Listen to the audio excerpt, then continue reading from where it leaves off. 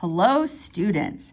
Today's video is titled Word Problems Part 1.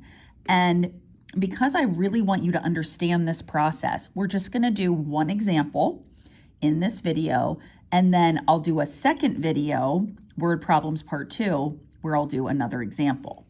Okay, so here is the example for this video. There's a lot going on here, so we'll read it through first. Then we'll read it again, maybe highlight some things, and then we'll get to work. Okay, so if you want to read this silently while I read it aloud. Indiana Ridge Middle School surveyed the students to determine which sport is most popular. Students were able to choose from soccer, football, lacrosse, and swimming. The same number of students chose lacrosse and swimming.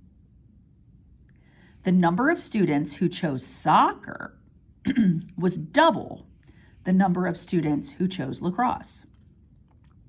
The number of students who chose football was triple, that means 3 times, was triple the number of students who chose swimming. If 434 students completed the survey, how many students chose each sport? Whew, there's a lot going on there that we have to sift through. And one of the things I've told you in the past is when you're doing a word problem, if something's like good to know, but it's not really giving you information that you're going to calculate with, maybe we go ahead and cross it out. So let's reread this with that in mind. Indiana Ridge Middle School surveyed the students to determine which sport is most popular. Like, that's good to know. It sets the scene. We know what's going on, but there's really nothing there that I'm going to use. So I'm going to go ahead and just sort of scribble that out. And because what it does for me is it goes, okay, that's less to deal with. So I know there's a middle school, and I know they're asking students about sports. Great. Let's read the next sentence. Students were able to choose from soccer, football, lacrosse, and swimming. Now, that I feel is important. That's when I get a little sheet of paper here and I say, okay, I'm going to write these sports down. We've got soccer. I'm just going to write them in the order that they appear. We've got soccer, football, lacrosse, and swimming. So soccer, football. Actually, let me do it this way. I'm going to actually go across this way. Let me try that again. I'm going to do soccer, and then football,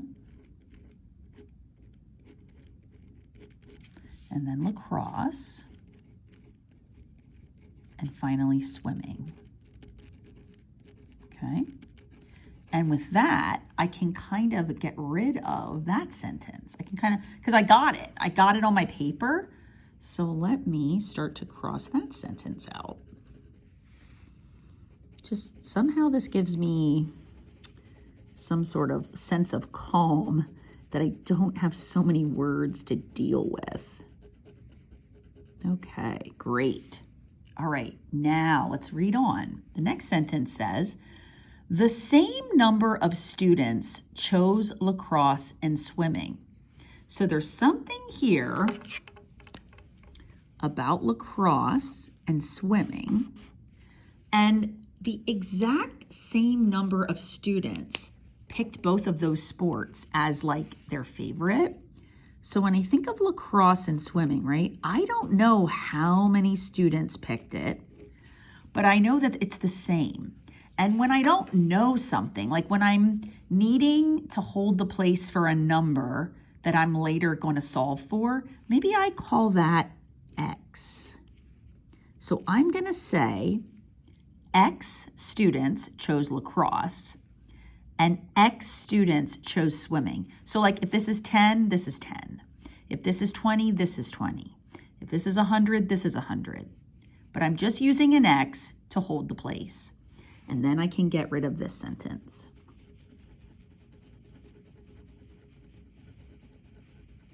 Okay. Let's read on. The number of students who chose soccer was double the number of students who chose lacrosse? So here's lacrosse. Soccer had double the students choose it. How do I represent double this?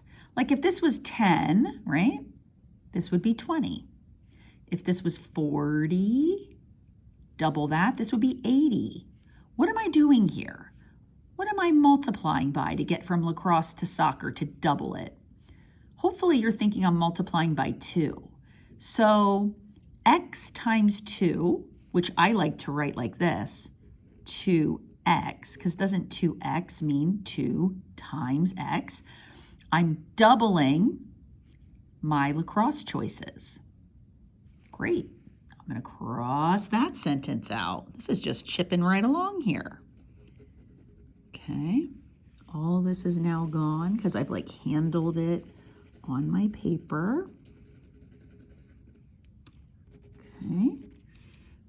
We're coming down to the wire here. Okay, the next sentence says, the number of students who chose football was triple the number of students who chose swimming. Okay, so now we're on to football, and we're tripling swimming. Well, swimming is x, so what would I do to triple that? What would I multiply by to triple something? I hope you're thinking 3, so let's make that 3x, 3 times as many, 3 times the swimmers. Now, can get rid of that. Now, the final sentence here says, if 434 students completed the survey, let's stop there. So when you take the number of students who chose soccer plus the number of students who chose football plus the number of students who chose lacrosse plus the number of students who chose swimming, it's a total of 434 students. So that takes care of that.